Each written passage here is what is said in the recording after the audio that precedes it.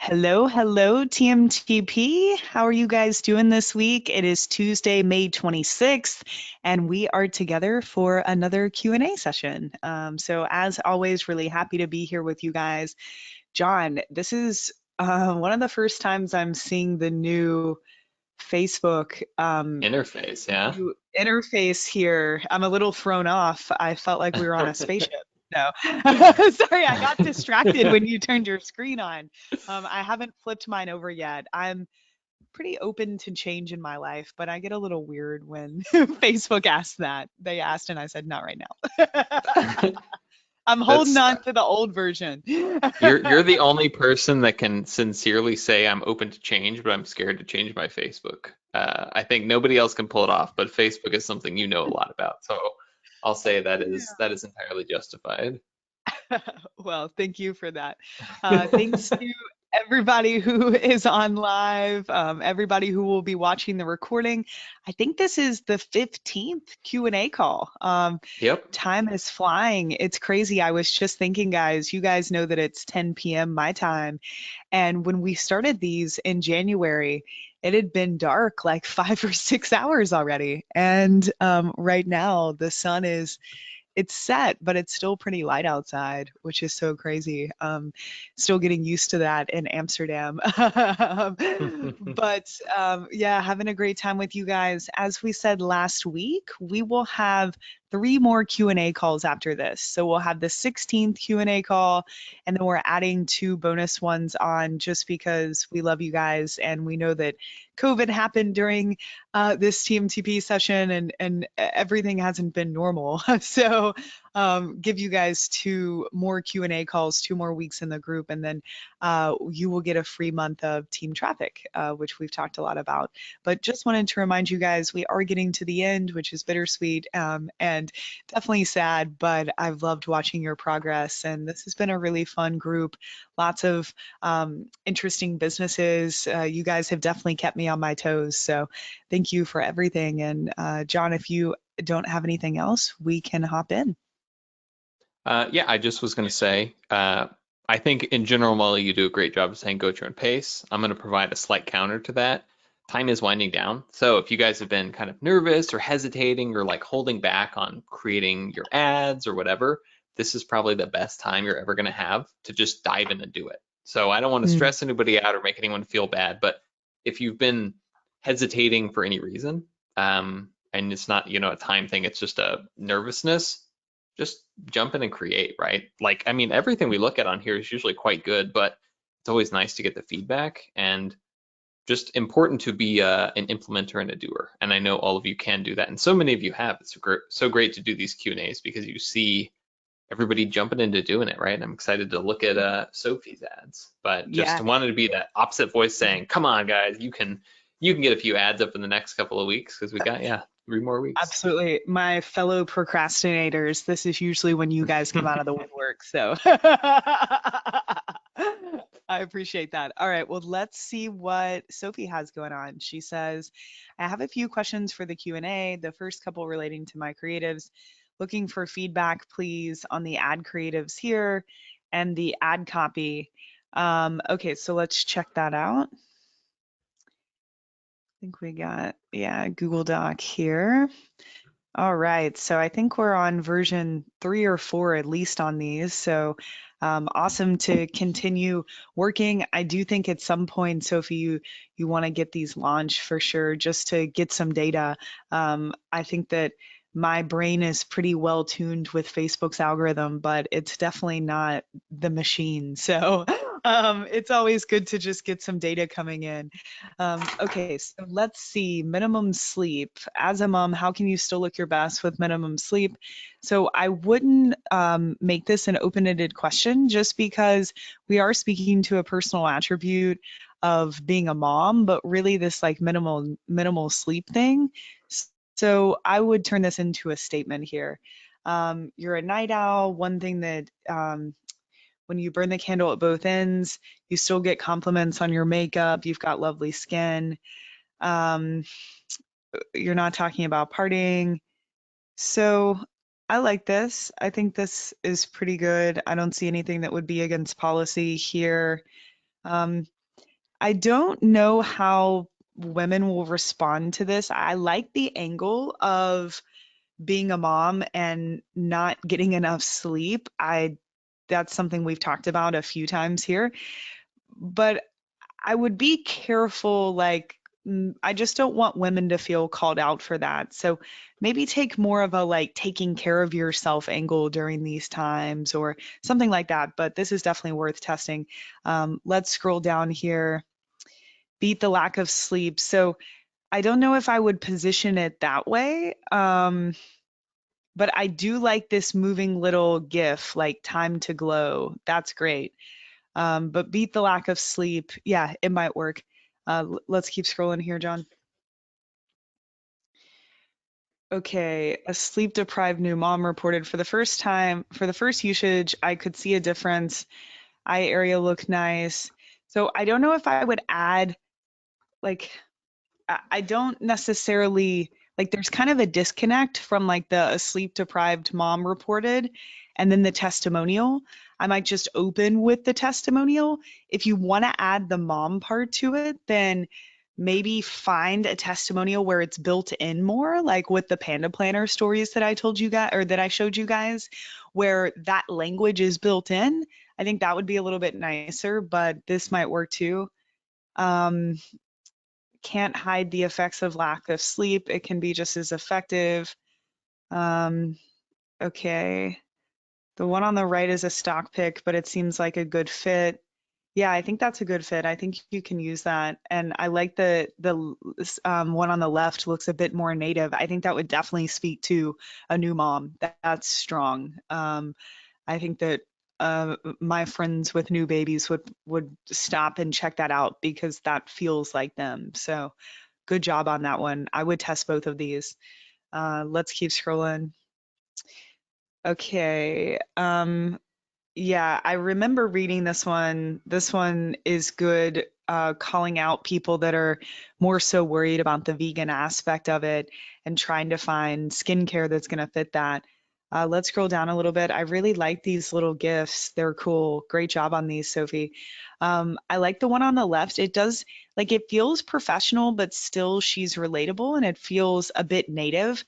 If you are wanting to say, I would try to add some sort of hook here if you can, like either show the vegan side here, like her with plants, or her just having kind of just something that would represent the vegan, or something like that would represent the mom. Like you've got in the last creative, the baby, if you could have kids here, or just something, yeah, that would go either direction, because right now it doesn't really call out either of those. It would just kind of call out women.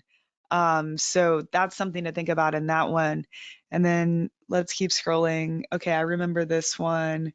Um, this logic base with the chemicals. Let's see the creative here, John.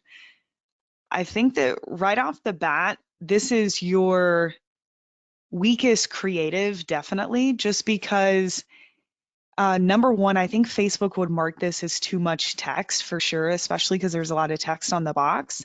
But if you're going to do something like this, I would at least try to take the bottles out of the packaging so that it's a bit more enticing. So I think that this one definitely needs some work. If you can include more people, maybe you can get, this could be a good opportunity to test like a face to camera video where you're talking about, this logic hook. So you can test this and try, see if Facebook, they might not flag you because it's part of your packaging. But this just very much looks like an ad. Otherwise, these look great, Sophie. Oh, we've got some more down here. Yeah, I think that's going to be too much text unless you've somehow gotten around this in a way that I didn't measure. So I think that you could turn this into a quick little video where the testimonial then just appears on it, but otherwise you're going to have trouble getting this through. Or like those Okay, simple boom gifts. yeah, exactly. Cool. Sophie, these have improved in a huge way, so I'm excited to see how they do. You said in terms of ad types, the best first run for newbies is butter chicken. Yes. So I choose one creative image and then follow with the product catalog. Not sure what you mean by that. You want to run a conversion campaign optimizing for purchases? And I would test a few, I would test 4 to 7 or 8 ads if you can to get started here, and test these different creatives and copy variations against one another, unless one is just suited for a certain copy variation, then that doesn't need to be tested against the other ones. But I'm not sure about choosing one creative image and follow. I think you mean like retarget with DPAs. So that would definitely be the next step after you start to get some traffic to your site. You definitely would want to set up a retargeting campaign. Um, all of the ads on the sheet are for the brand, not a specific product. Is that wrong? I don't think it's necessarily wrong because you're talking about skincare. So it's not like you're just introducing a brand. You're speaking to a specific product line. But if you do have a best-selling product, like for example, if you're talking about, the issue with sleep and bags under your eyes, there's lots of education hooks too that you could use to moms about, not even calling them out necessarily, but just saying, here's why you get bags under your eyes and we can help. Here's this eye serum. That could be something to test, going to specifically to a product. But I would try to, when you are pitching the skincare in general, I would try to gear more towards bundling, or just creating some offers that are going to allow you to get a higher average order value than you would by just sending them to the collections page. And if that's what all you got to start, that's fine. But if you can craft some offers that really feel like they fit this and are going to increase your AOV, that will help you in a big way. Um, Okay. I remember hearing somewhere you can use Bitly with the ads, and I see it on Panda Planner. You don't really need to use Bitly. There were reasons I was using it, but you don't need to use it. For promos, what would you suggest doing in relation to Facebook ads? Would you advise setting up a campaign for something like Memorial Day weekend? So I mean, promo campaigns, the setup is almost exactly like retargeting campaigns. You would just use lifetime budget, like we've talked a lot about here in the course, because it's only running for a certain amount of days. Usually, those types of promotions are only run to warm traffic. So, if you have any more questions about that, I'm happy to give you insight, but there's not much more to say about them really. Um, for what you're doing, I definitely would not be focusing on a promotion. You're trying to get evergreen cold acquisition campaigns to work, campaigns that can run for hopefully an infinite amount of time as long as you're tending to them, to acquire new customers, for your business. So a promotion, especially something around like Memorial Day, definitely wouldn't be something I would focus on. A promo is usually more like a retargeting campaign. So, okay, awesome. Hopefully that was helpful. And let's see what's up next on. I think Facebook even rolled out a new logo here. We've got a very rounded look that's throwing me off. It looks so new school.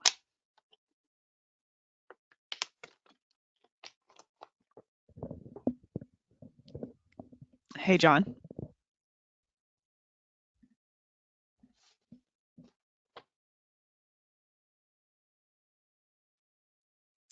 Hey, guys. Sorry, I think John's having some issues. Um, no worries.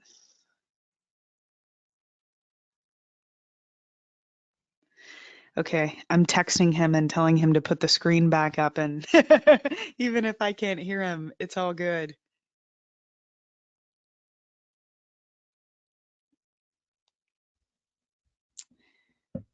Okay.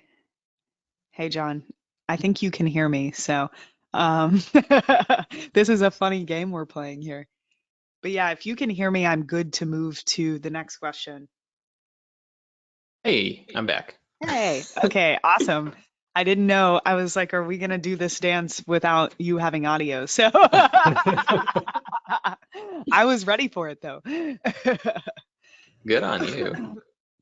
Okay, so we are good on this one, John, and we are ready to move to the next one. Cool. All right. All right. Okay. Hey, Molly John Joe, smiley face. Hey, buddy. Do you have any experience in advertising products with hemp oil on Facebook? We have hemp calming treats for dogs, and I would like to make some ads for it. I read that Facebook used to not allow these ads, but is now more tolerant. Any feedback? Have a good day. I hope you have a good day too. John, I don't know if you remember this, but we actually advertised some hemp calming treats around Christmas 2018 Mhm. on Facebook with Trent and got an ad account shut down. Ooh. So that was over a year ago, and Facebook has loosened up a ton. So I do have experience, and we weren't even using hemp or CBD in the ad copy, but it was on the site, and that's where Facebook caught it. As you said, excuse me, they're a lot more tolerant now. I don't have any recent experience with it. I would again try to keep it out of the ad copy and creative, at least for now. But I do think it's worth trying to at least submit it. Facebook's loosened up on this. I'm pretty sure they said that this is allowed on the platform, so you should be fine. Cool. John, Um, I'll try to think of anybody that I might know. I haven't heard of anyone recently doing this, but um, if I think of anybody, I'll let you know. yeah, I haven't heard of Hopefully much in success with it myself. Mostly people doing the sort of, I mean, a little bit tricky, like making a unrelated offer and then through follow-up emails discussing the relevant product, which I don't think that's a super great long-term no. strategy If for sure. if Facebook wouldn't have loosened this up, I would tell you not to do it, but I think it's worth a shot now. Okay. So, to all Shopify store owners, do you use any apps to back up your store?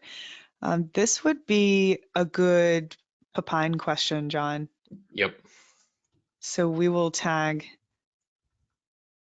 our CTO there. I'm not qualified to answer stuff like that.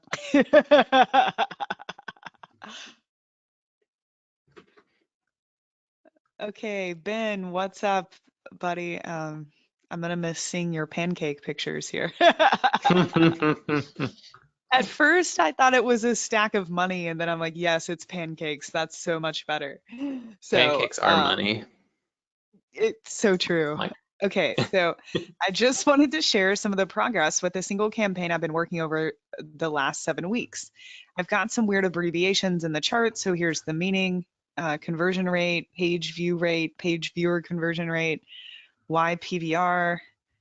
Let's see more, John. Okay. Ben's always writing novels over here. The reason I wanted to calculate PVR was because I've been slowly adding elements to the landing page to the point that I thought it was starting to increase load times and thus increase bounce. I'm happy to report that it doesn't seem to be the case. Awesome. Why PVCR? I thought this is a pretty good metric of the conversion rate on people who actually let the page load. An area failing for me is that all of this data is essentially from traffic generated by one ad. I've yet to optimize that ad and launch a whole new campaign.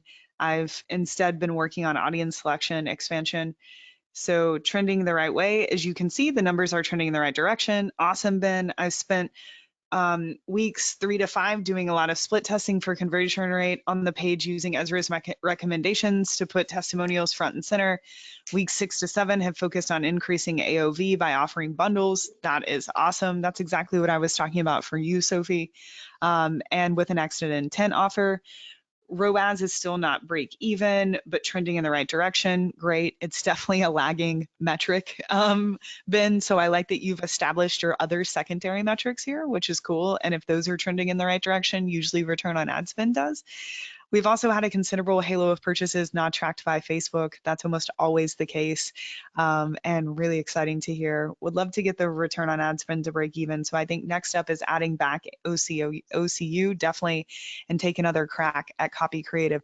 Yeah, Ben, that's exactly what I would do because you have worked backwards as we've taught, which is wonderful in terms of optimization. And now the ad is truly the last step. And then relaunch and let's see how your return on ad spend has been affected. So let's open up this image here if you don't mind, John. Okay, great. So I love that your CPA has dropped over time, your return on ad spend has increased over time, your AOV has increased over time. That is all amazing news. John, what do you think about these CVR and PVR and PVCR metrics? Are we going to be adding these? I think I kind of get the idea you're going at here. I think our site might load faster, so it's not something I have looked at as much, but I tend to like, so here's what I'll say. If I was going in and trying to do a super deep dive, writing a 4-page report on what's going on, those seem like things I would consider looking at. If I was trying to understand big picture stuff, I don't know if I would be focusing there as much as I would just the core steps. So looking at people taking the next logical course of action, which would be adding to cart, and then going from cart to initiating checkout, and then making the actual purchase. I think you run into, and this is something I run into a lot when my wife and I talk about it. If you hyper optimize for really micro steps, you can really move the needle on them, right? You can make people take those actions. But if you don't take that bigger picture view of pushing people further down the sales funnel itself, sometimes you over optimize for the wrong thing, right? Like that's an easy trap to fall into. If you're running an ad for link clicks, for example, and you hyper optimize, sometimes you end up driving really, really cheap clicks, but you get the wrong people coming to the page. So I really think it's fun and fine to look around at different metrics like this, and if it's giving you value, that's great. But I would keep your focus on the eyes on the prize, right? And it seems like you are doing that by watching your CPA and your AOV. So Yep, I think you're and not doing these anything numbers. wrong. And if you've got the time, keep doing this, but make sure you keep focused on those big things that really affect the bottom line. And it's great because these metrics are reflecting directly in return on ad spend, AOV, CPA, the big metrics that we're always looking at. So, like Ben, overall, you should be very happy with this. And like, this is any trends in the right direction like this. Like, this is what we're all looking for. And yeah, this is exciting. So, I would definitely focus now on your copy, creative targeting everything that's happening on the platform. Since you've done all of this optimization post click, relaunch a campaign and let's see what the results are, because I bet they're better than before because you've done all the hard work. So, Ben, I love that you're a doctor, if I remember correctly. You can definitely tell that in the way that you go about media buying, which is so different from me. And I learn a lot from that. So, yeah, thanks for all of the sharing that you've done throughout the class and sharing the way you think about things. Okay, Edwin, what's up? So Edwin lives in Amsterdam, which is awesome. We're gonna meet up and have tacos sometime. He says, do you recommend any job boards or groups to post to find account managers? Our app automates Instagram and Facebook ads. Account managers will be helping clients spending between 50 to 30K a month. They need to be familiar with Facebook Business Manager. We'll provide additional training. So yeah, Joe said Team Traffic. That is a great place because there are a lot of freelancers in there. Um, John, can you think of anywhere else? I feel Um, like, I mean, for me, whenever we're looking for talent, this sounds bad, but I'm all about going to people who are already in this role at agencies, and reaching out to them on LinkedIn or Facebook Messenger and seeing if they're looking for a new opportunity. Because if they're already working for an agency, they're familiar with Business Manager, and especially if it's a bigger agency, sadly there's a chance that they're probably not happy in their job. So that's Danielle, that is our new media buyer. She was working at an agency, so same thing, and she ended up being a student, and that's how we met. But I would just go to the places where those people are hanging out. It might not be in like the job groups and things you're looking for. Like you might have to do some outreach, But Austin Digital Jobs is good, John. Yeah, That's where we found you. I that's don't what I know was if you gonna have to say. live in Austin to be a part of that Facebook group, but it's a Facebook group called Austin Digital Jobs. And you know what's cool? This is a problem that we want to solve at Smart Marketer this year. So, a big project on our docket is to create a job board so that we can have all of our students visible and their strengths and what they're looking for in terms of opportunities, and then have business owners who are our students also be able to make connections and hire people that might be a good fit for their business. So I see that this is an issue or it's just an opportunity in the market right now. And if I think of anything else, Edwin, I'll let you know. Let me know if anything else comes in the comments. I'm sure there are some groups and things that I'm missing, John. Yeah, that's what I was gonna say is I don't know if you're gonna find one specific group. Austin Digital Jobs is a great resource, but I happen to live in Austin and Molly lived in Austin at the time. So that's the one that comes to our mind. But there are tons and tons of different Facebook groups, and you can see in the new Facebook format, they really draw the eye to groups in general. So I think that if you're looking to do this without spending a dollar, just kind of digging around and finding groups where people seem to know their stuff is probably the easiest way. I also think if you don't mind spending a little bit of money, um, and not very much at all, right? It's going to be very easy to put together some kind of Facebook ad that would attract and interest Yes. good candidates for this job because you can reference, slightly more obscure metrics, pull some business manager screenshots. It's a fun one where you can use the ad copy and creative to really call out that audience. Yeah. And the beauty is Especially. people who are good candidates will be looking, right? Because we all spend a lot of time looking at ads if we do marketing for a living. So that's a clever trick I've seen people do, and I think in this industry in Well particular, said. it's kind of fun. Yeah, well said. I mean, where else better to find an ads manager? And also, Edwin, Ben had a post in the group within the last few weeks about hiring a copywriter. And I posted to that thread a video where I explained the hiring process that we use for that. Something similar would work for you too. Just tweak it for a media buyer. But a lot of it is the process we use so that we can actually see people's work before we hire them. Because, of course, I want to make sure someone's a culture fit, but I really want to see their work first or foremost. So I think that would be helpful for you. And whenever, like, I rarely would hire a media buyer straight out, like I always try to do a trial first if I can, just to make sure that person, all ad accounts are different and you might be a great media buyer, but for some reason you just don't click with the market or, that for some reason you're not great in this particular ad account. I mean, it happens to me.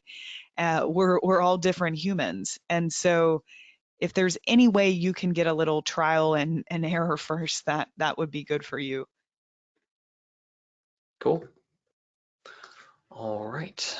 Here's our next one from Federico. Yeah, and also Edwin, even post here in the group. Like there might be, you never know, there might be people looking for opportunities like that. Um, Okay, hey, yes.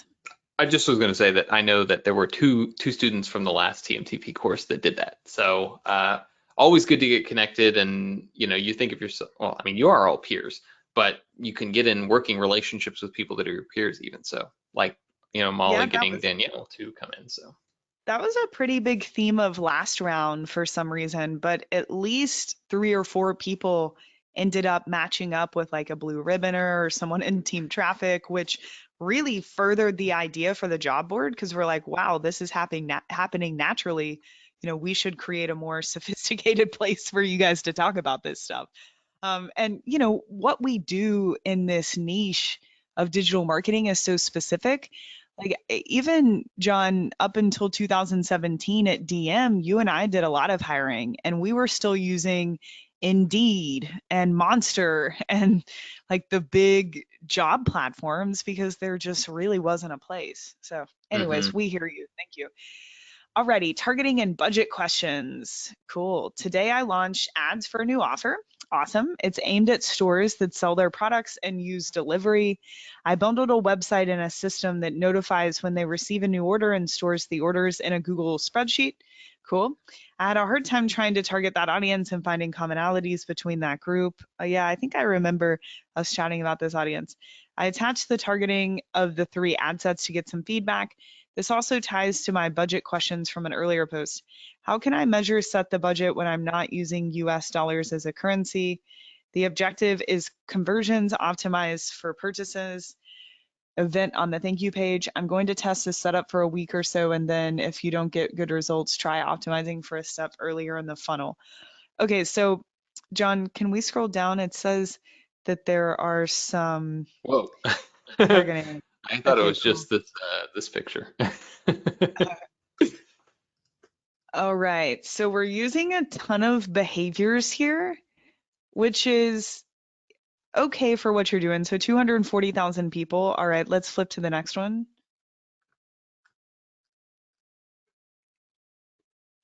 Okay, business page admins. All right, let's click to the next one.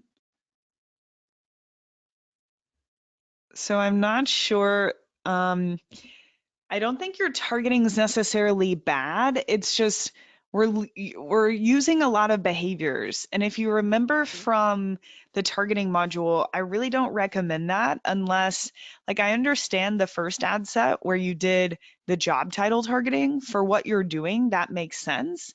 But I definitely wouldn't do like people who prefer high value goods. Like, you're going after business owners. So I feel you can go a lot deeper with this. Like, what are books and magazines and authority figures that business owners follow? I mean, think of all the people that I've shown you guys that like Russ's business targets or that we target at Smart Marketer.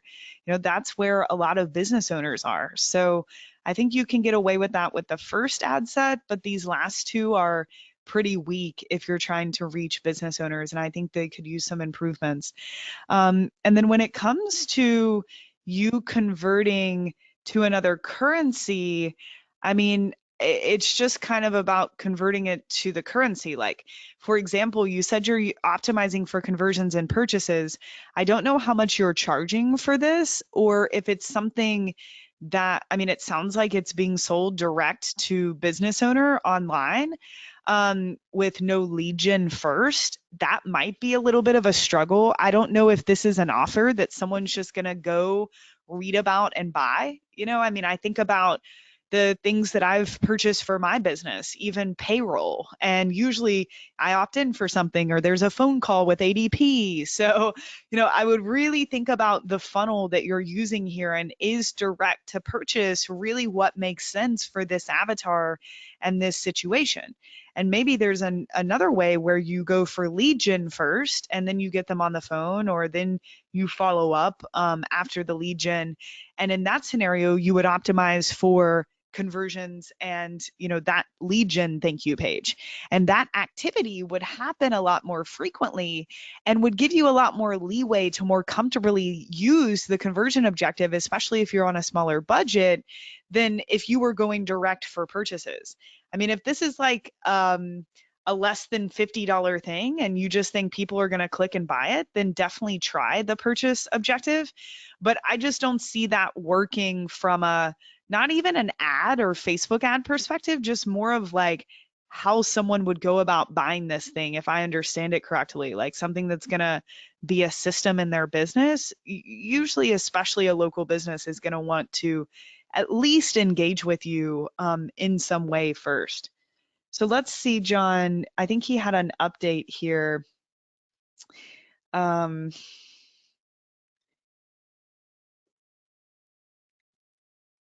so and back to the conversion, like for example, let's say that you think the purchase objective is going to work and you think your cost per acquisition is going to be 50 US dollars. Well, you want to make sure you have enough budget so that Facebook can get at least one or a few of those conversions a day. So you would just want to translate that into your currency, like whatever that would mean. Okay, so it looks like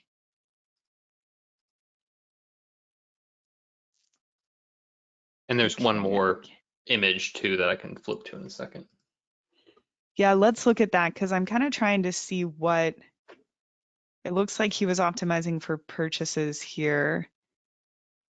And I'm not seeing those results anywhere. So I think maybe you said there are none. Okay, so yeah, Facebook ad to sales page upsell. I definitely think that this funnel needs work. I don't think this is something you go direct to sales page. Do you agree with me, John? Yeah, I think that's probably a wise idea. I mean, just I think seeing how amazing our pre-sale worked for us for Ambassador Blueprint, I think more stages, especially for high dollar stuff, is going to work well. Yeah, I agree. And even if you were selling a SaaS, it's like that might even be an easier sale. But I just think, especially the newness of this idea, if you're selling someone like an automated Google Sheet kind of deal, then they're probably pretty basic and just getting started, which is cool. But they're going to need way more hand holding than just going to a sales page and signing up for something that's going to be in charge of, you know, the bottom line of their business, you know? So let's go back, John, to the screenshots inside of Ads Manager really quick. So I will note the CPM is high at $58. Um, some of that is being a local business, but a lot of it is the targeting that you're using, those behaviors. So I would definitely correct that. The link click-through rate isn't terrible. It's 0.9, but it could be better. So that tells me your ad copy and creative could be a lot sexier. And I think that a lead magnet offer would change that. If you change it to you're giving value first, you're qualifying your audience, you're building that relationship, and you're advertising this really attractive lead magnet versus this thing you want to sell, think about the whole theme of this class, being native. That's what you would be doing. So your cost per unique link click is very high as a result of the last two things I said. So yeah, I think you got to change your front end offer. And if you want help on that, go back to module 2, the training for info businesses and SaaS. That would help you come up with a better front end offer. And then you'll need some new ads to go with that. Get that up and running. And excuse me, I think you'll see much better results and the targeting, of course. So hopefully that's helpful and great job getting something launched. Yeah, that is so important.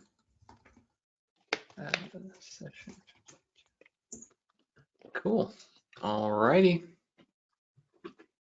All right. So I launched a campaign I was working on during the course. Everything was checked by you and I took into account all the guidelines. Unfortunately, the campaign was not successful.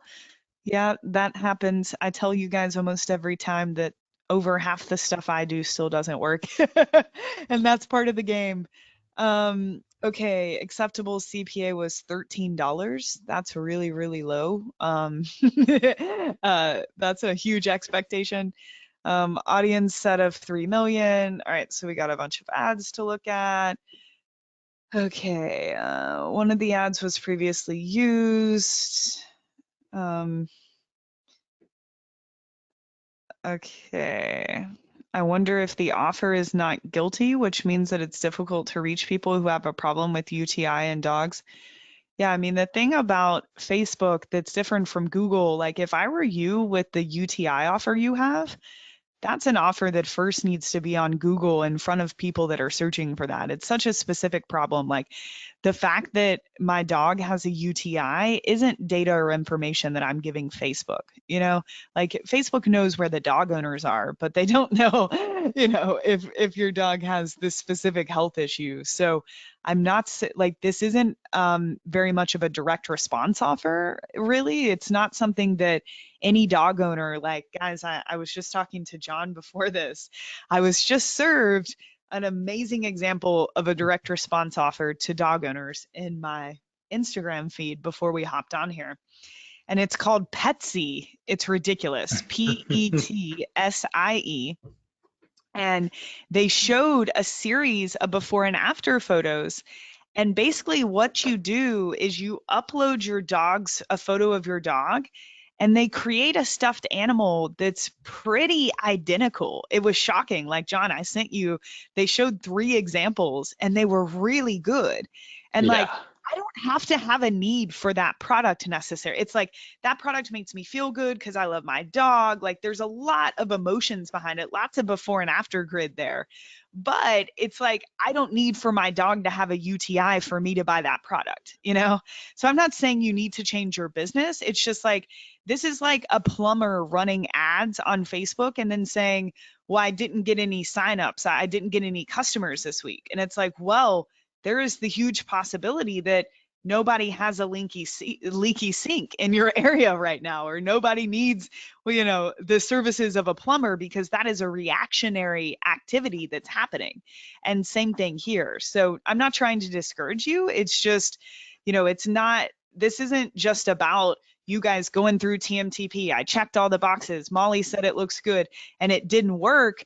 This is never going to work. It's like, guys, there are lots of other factors to this too that we have to take into account. And that is a huge one here. So yeah, you said maybe Google Shopping would be better. Yeah, I totally agree. And try more general products like dog shampoo. Yeah, I think that something that anybody could buy, any dog owner could buy, would be a much better product to work with. You'll be grateful for the evaluation. It is the end of the course, and I feel like I don't know which way I should go when it comes to ads. So don't get discouraged. Like, guys, this is a process. If this was that easy, then John and I would both have 30 businesses that we're running right now. This is not that easy, right? This takes hard work. So yeah, I would say the biggest. I mean, I think your offer is definitely, if you're looking for a direct response offer, your offer is the biggest thing that you could change here that would have the biggest effect. So what is something that still provides a transformation for your end user, but is more of something you would buy on impulse because you saw it from an ad. So let's click through these ads, John.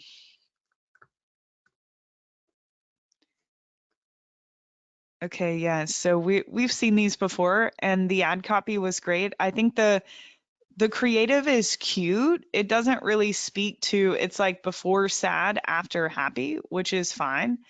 But I don't know, there's not like a lot of specificity there.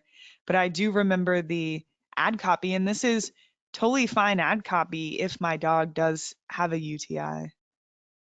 Um,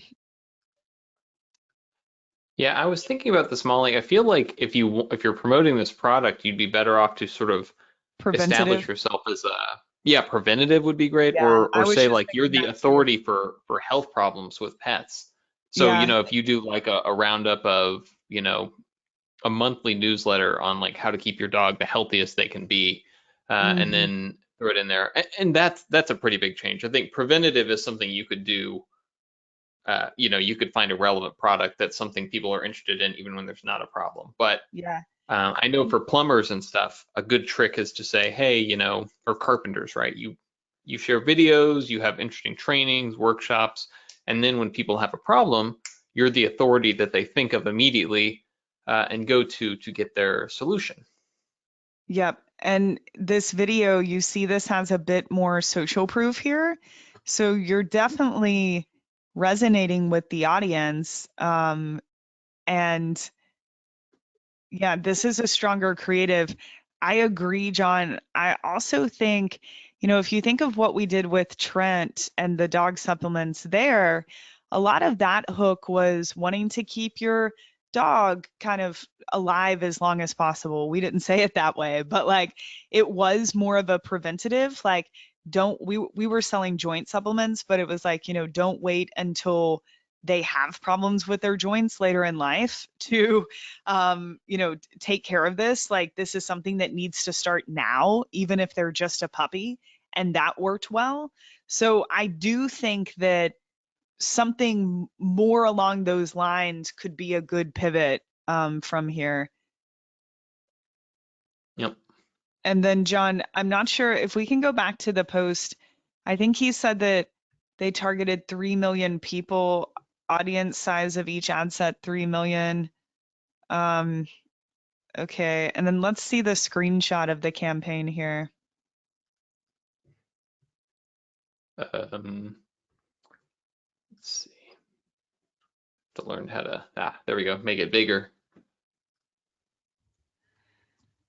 Okay, so we got a lot going on here.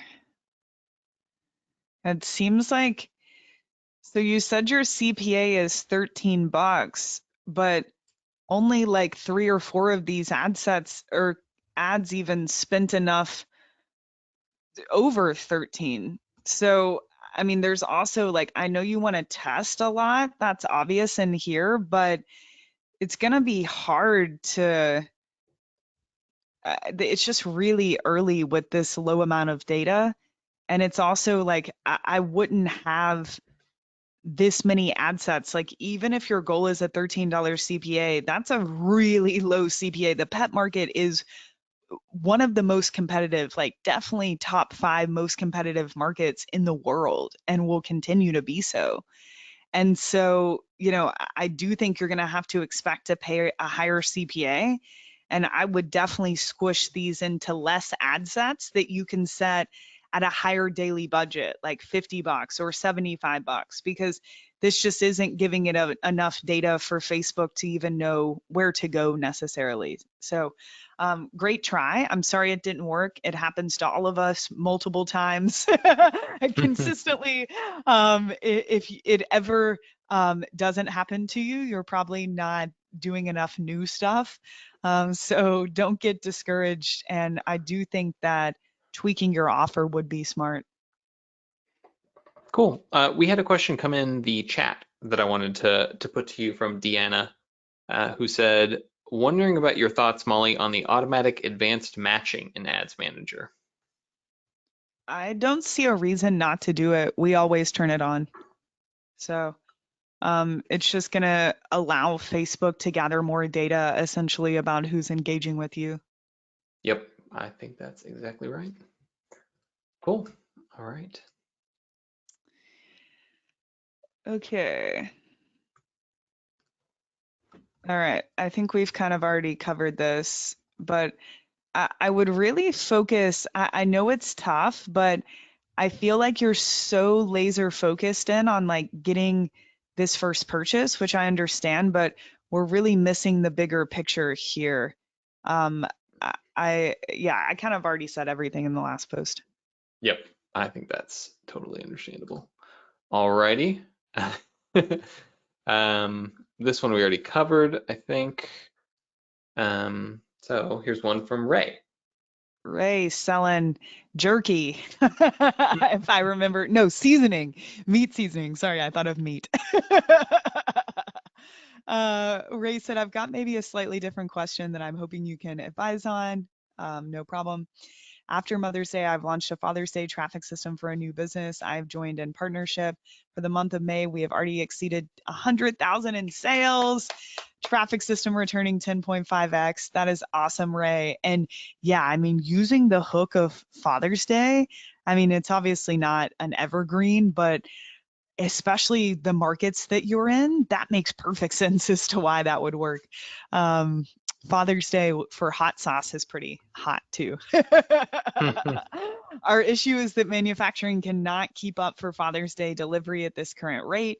Do you have any best practices for scaling down a traffic system? Great question. I greatly appreciate all your education, tips, tricks, and best practices. You're so welcome. Thank you for the gratitude. I'm so pumped for you guys. That's awesome, Ray. So the biggest thing that you have at your disposal when I know it sucks. You guys know we've been going through this with Boom during COVID. We went from spending 30K a day all the way down to $1,000 a day about a month ago. And now we're back up to about 18 or 19. And Ray, that's simply been a function of budget. That's all we've done. We haven't turned off any campaigns really, unless they haven't been relevant, of course, like if it was a promotion or sale. But everything's been a function of budget. So I would just scale down the budget. I mean, that's really all I have to say, especially your cold traffic, because usually your warm campaigns are going to generate a cheaper CPA for you. So if there are people still in that consideration phase and you do have inventory left, I would focus more on those people than the acquisition of new customers. So yeah, it's really that simple of an answer, Ray, is to start tuning that down. Let's see. I think that Joe asked for a bit more. Let's see what Ray said here. If there's any more, we're a small business. Business partner's been manufacturing from his home workshop. Yeah, it's effectively scaled his business too quickly. I love that that's the problem. We did not expect to see results like this in the last 7 weeks. We accomplished what we forecasted for the entire year. That is awesome. Good problem to have. Would you mind to click see more? I'll take this problem every day. Yeah. Ray, simple answer, just scale down budgets. And you really don't have to think about scaling down budgets like you think about scaling up. So when scaling up, you guys know that we like to give the algorithm a little bit more money as we move forward. We don't like to have these big spikes. Whereas when you're scaling down, I mean, John, we've had campaigns that are like $10,000 a day that then go to $5. And I try to keep them running if possible. It's better than turning them completely off because there is a chance you can scale them back up. That's what we're doing with Boom right now. So yeah, Ray, it's just it's all a function of budget. And then if you really need to, just turn things off. Unfortunately, that's what you got to do and start with the top of the funnel. And this is also, I would say, Molly, something where when it's handcrafted, you could potentially throw a wait list up there. So just Oh yeah, redirect the URL that all the traffic's going to a new landing yes, page that just says, hey, we've been overwhelmed by custom orders, but we know you're still interested. So, yeah, in the meantime, just add your name to this wait list and we'll reach out to you as soon as we have more availability. So you can yes. start capturing emails and you can keep the Yep. campaign going at that lower spend rather than turning it off. I love that because, I know it probably feels like, Ray, well, you're missing the Father's Day hook and that's why they're clicking. But honestly, if they're clicking, they think your product's cool too. Like um, your types of products are things that I buy my dad a lot for Father's Day. But he also has a birthday and I miss him and like to send him gifts. And so just because I might have missed Father's Day with you doesn't mean I wouldn't be interested in purchasing in the future. So yeah, really cool. That is so awesome to see. I'm pumped for you guys. And tell your buddy to pick up the production. No sleeping.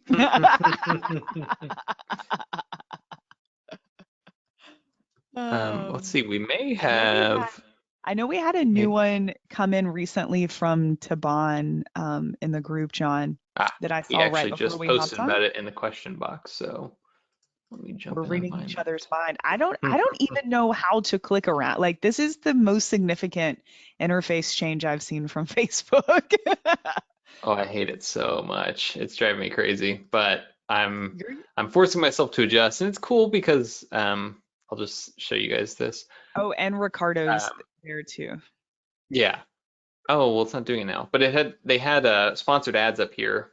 At first, when I was looking at the new interface, I was like, oh wow, they just got rid of the smaller ad spot completely. But they've got sponsored ads now up here in the right normally, and it Interesting. really puts the emphasis on that's so annoying, on the image and on the Yeah. headline. So, I mean, And you know obviously what that's how that it always is? used to be, but it's called out so much more. And that looks like they're probably looking at that as messenger inventory since that's over your messenger tab Hmm. there, if I was looking correctly, which is interesting because we started to see more reach in that placement, and that might be the reason. So I'm so annoyed that this isn't showing up when I was mentioning it, but all right, I'm done I'll trying. take a Here are the screenshot. questions. Zuck is listening to you. Yeah. All right, Ricardo, how you doing? The other day, I was talking to a colleague who has joined a company to which you do Facebook campaigns. Told me that we were not spending enough on top of funnel on the part of people who do not know us. But inquiring, he was not referring to targeting similar or interest audiences and use the conversion objective and bring them to a product page. He told me to choose other objectives. I told him that we impact this awareness part of the funnel using campaigns for conversions to different interests, but he told me that you do not reach the same people with the same objectives. That is true. I don't see e-commerce that spend a lot like Boom, use a lot of objectives like video views reach. Also true. Some time ago, video nuggets were very fashionable. I don't know if it depends on the type of product. It also makes more sense to use these, or maybe this makes more sense when starting from scratch. You want to know my opinion. Okay, great question. So the objective you use obviously does have a lot to do with how do I want to put it? So we talked about this a lot in module 3 when we talked about how the auction works. And the objective has a lot to do with who you are competing with in the auction. Because someone, Zuck doesn't want or John to log on to Facebook and scroll through his feed, and even though he doesn't know it, see ad after ad that's optimizing for conversion and purchase, because they're probably asking him to buy something, especially if they haven't taken this class and don't know how to run native style ads. And so this does have a lot to do with competition. And so the thing is, though, that yes, you can get really cheap CPMs or cheap video views, maybe, or cheap reach with a lot of these objectives, but unfortunately, they usually don't produce any significant business result that affects the bottom line that makes us feel good about spending that money. And there are some exceptions here. I mean, there are some times where we might just want to get a video out, or we might use page post. I mean, I'm not saying that we always use the same few objectives. Think back to module 3 when I went through the different objectives. I told you guys that some of those other objectives I use as a plan B or a plan C sometimes too. So definitely go back and visit that, Ricardo. So he is right in the fact that, they can be cheaper, but and if this is a huge brand and they're just like, we want to spend money and reach as many people as possible, and that's their goal, then have at it. If your goal is video views and the cheapest video view possible and nothing else matters, then video view would definitely be the objective I would go after. It's just mostly 100% of you and us too, and even Boom is still very direct response. And so I need to use objectives that more so reflect what I'm actually needing to see in terms of business results. So he's not wrong. It's just, what are they wanting? I guess is the excuse me. Sorry, I hope I didn't cough into the mic there. No, That you're good. surprised me. So yeah, I think I've kind of gone down a rabbit hole here, but hopefully that is helpful. Let me know if you have any more questions on that. Cool. All right. How you doing? Okay, we have a client who is a finance coach. I think I remember this coach. His main audience is Colombia, 40 million potential reach. We're going to start a campaign next week to generate as many leads as possible. That is awesome. Here are my questions. And just a good thing to note is that you want leads. So you're probably going to be optimizing for conversions and a custom conversion that's put on your thank you page after someone opts in. That's what I would do. And because that activity happens a lot more frequently than a purchase would happen, you will see that you can sometimes work with smaller audience sizes than you normally would, because of that, and smaller budgets too. So that's good news for you because that's the first step of your funnel. So when you select the age of your avatar in Ads Manager, the potential reach is 20 million. I know that's too broad. So when I type interest based on my avatar, the potential reach won't go higher. So what do you mean it won't go higher? Like there are no more interests you can think to input? Because that's the direction I would go, trying to find some more interest. But I do think with what you're doing here and the objective you're going to use in the offer, an ad set could be around 200K-ish and be fine. I do think that would be enough people. I wouldn't separate men and women. I don't think it will help. There's not really a reason to do that right now. You said the only way I can get a potential reach between 2 to 3 is by using manual placements, such as only in stories and that stuff. So I wouldn't do that either. If I use interests that everyone uses, like Robert Kiyosaki, Yeah, I think that that's what you're going to do. And you said you want to apply what you were taught in class, which is awesome. So I would think in two directions. Both of them are interest based. One is you might need to do more interest research and have a higher volume number of interests in an ad set than you usually see us using, just because you're so restricted by size. I also believe, on the other hand, think about back to the targeting module. We talked about local businesses, which is essentially what you are here in a way.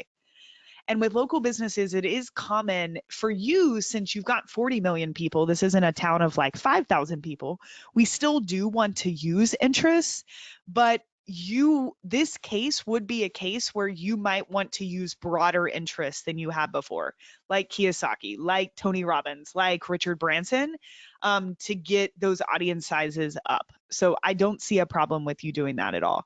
And you said you're actually going to deliver the lead magnet on Messenger. So even better, just use the Messenger objective, which will work just fine with smaller audience sizes and smaller budgets too. So I would still go interest based. I do think you're going to have to loosen up on the but no one else would trick on this one. And any of you local people or virtually local, like even like I'm restricted to Australia, that applies to you too. So I would still go interest based, and I think you can get those sizes a little bit larger by broadening the interests a little bit and finding more interests if possible. So, okay, Cool. cool. I think that was all of the questions from the group. Anything come here and chat, John? That was great grammar. Um, Anything come here and chat? it's what is it, like midnight over there, 11? So you're excused from good grammar right now. I don't see any new questions. Someone did mention, oh, nope, just had one come in. So Deanna said, in this situation, would you use something like loans, real estate, college grads, first-time home buyers, people that might have debt or money that they need to manage? For the financial coach? Yes. Maybe I wouldn't use behaviors like that, but I would use like I would like, where do you go when you need help managing your money? Well, of course my mind goes to people like Dave Ramsey. He's definitely an interest, I would think. Anybody who's educating, Robert Kiyosaki, anyone who's educating around finance and money. Um, I would also think about apps that people use like Mint, where you would go if you do need help managing money. And I can actually show you too, Taban. So this might help you um, a bit. This was for a docuseries about wealth and money and how to um, be more financially stable. And so I actually had forgotten about this, John. I'm going to share my screen. If we have Okay. any issues, please let me know with my, Hey, looks good so far. okay, so just let me know. But here are, here's targeting I used, and it worked well.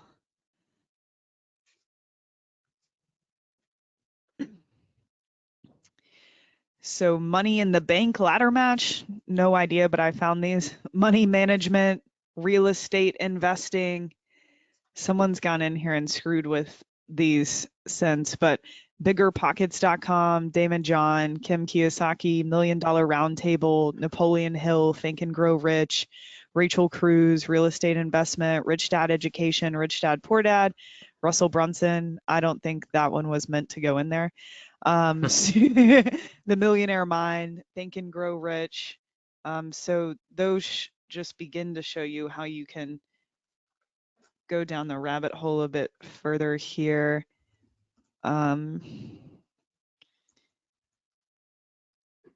Yeah, we ended up doing some conservative targeting too. These have definitely been changed. Those weren't right. Because I found that with the financial market, there was, of course, a big overlap with the conservative market and also the Christian market. Yeah, someone's gone in and screwed with these. So let's see if there's anything new, but hopefully that gave you just some ideas. Yeah, I wouldn't go this direction yet at all. I would go the ones that I just listed out to you, would be the best place to start. So hopefully that is Cool. helpful. And All then right. Sophie, there was a link we'd missed for her second set of ad copies. So let me share my screen real quick. We can take a look at these and then wrap for the evening.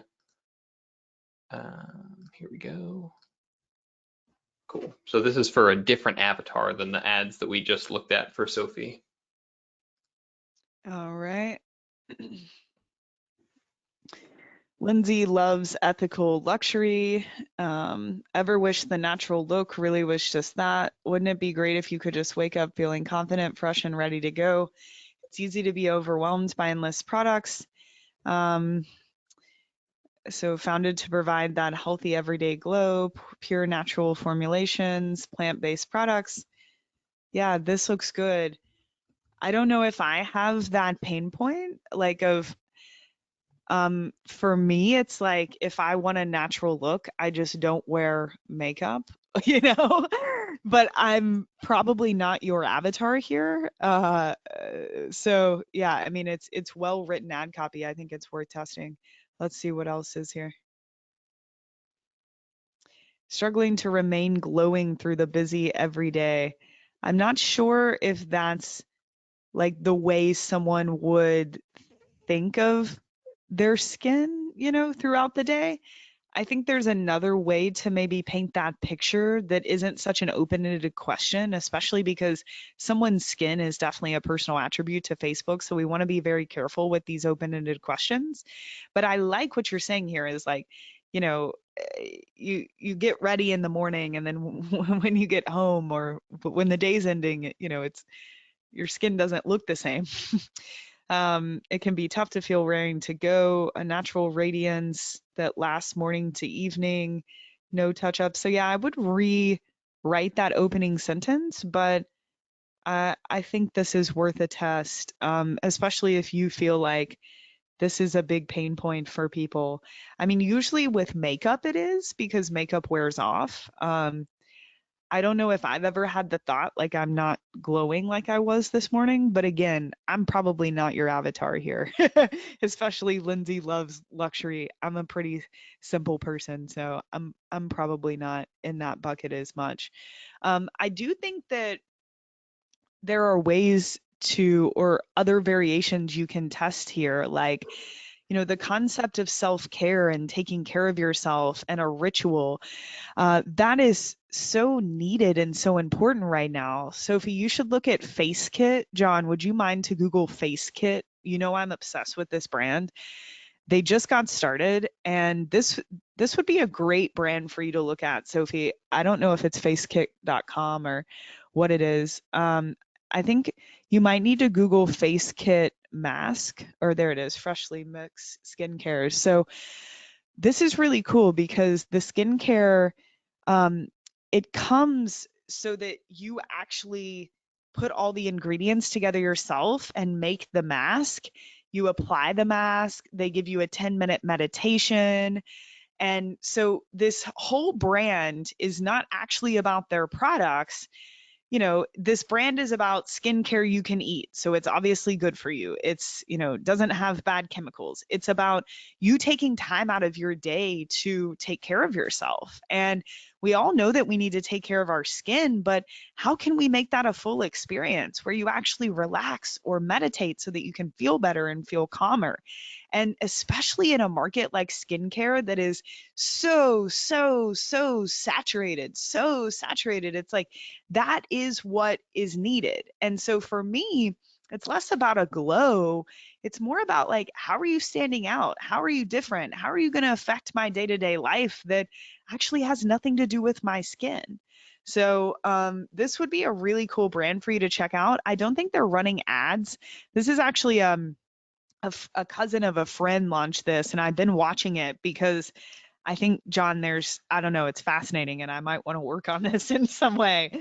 But their messaging, if you check out their Instagram, the way that they position this as an experience and not just a product, I think it's great. And I think, yeah, see this easy as 1, 2, 3: measure, mix, mask, and meditate. And so, this is about resetting. It's about relaxation. It's about giving your face these superfoods. It's about, repairing yourself from all the stresses in life. And you're touching a lot on that. I just think, especially in that last variation, we could just really touch on those aspects a lot more, like the full human, and not just the skincare.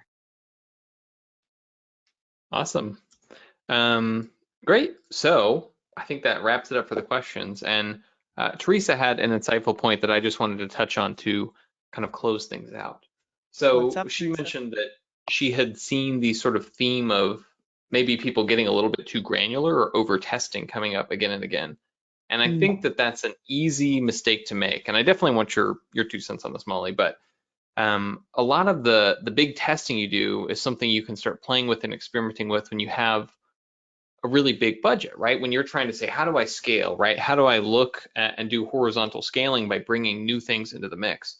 But when you start off, you're going to be most rewarded and best served by making your marketing as simple and easy as possible. And so Mhm. getting too complicated where you've got 20 ad variations or you've got, 15 ad sets in your campaign, you're setting yourself up to get stuck because that strategy may work when you're spending $2,000 a day. But when you're spending $100 or $200 a day, you want to hone down on what's the core message, right? How do you speak to that perfect group of people who want and need exactly what you have? Yeah, And John, it's then you can widen the sort of the reach as you have your sort of initial success. So just an easy mistake to make because everybody loves to jump to scale, but you have to sort of you got to get your core concept perfect before you get to that phase. Yeah, and it's why, guys, like more than half of this class is about getting that initial proof of concept. You guys will see this training inside of Team Traffic, but I recorded something last week where I showed how we've been like building out a new traffic system at Smart Marketer. And what's cool is that we've gone from essentially zero to now 6 or 7 acquisition campaigns in less than a month that are up and running on Facebook, which is freaking awesome. And a lot of that is a testament to our new media buyer. We already had great offers. We know what we're doing. We're pretty good at this stuff. Like, this is what we do. But what's interesting is we talked to Danielle today, and the conversation was, John, it's funny because it's really related to this. Okay, stuff is working. Like, we have proof of concept on these offers. This is amazing. And some of them took multiple shots to get to work, right? Like, not all of these just came out of the gate and worked. Like, some of them took multiple attempts, but it's like, okay, these are working. Great. Now, how do we go optimize? We didn't even say scale. We were like, okay, we have proof of concept. Now, just like we teach in the class, how do we move to that optimization phase, figure out what we can do better here, and then kind of move on to scale? So, yeah, and it will always be the case. Look, proof of concept, the fundamentals, like those are never sexy. Scaling is always the sexy topic because it's what everybody thinks they need to learn. But scaling's the easiest part of media buying. The hardest part is actually getting something to work. So Hmm. you guys are not alone. This is part of the game, and it is what makes this skill set so valuable.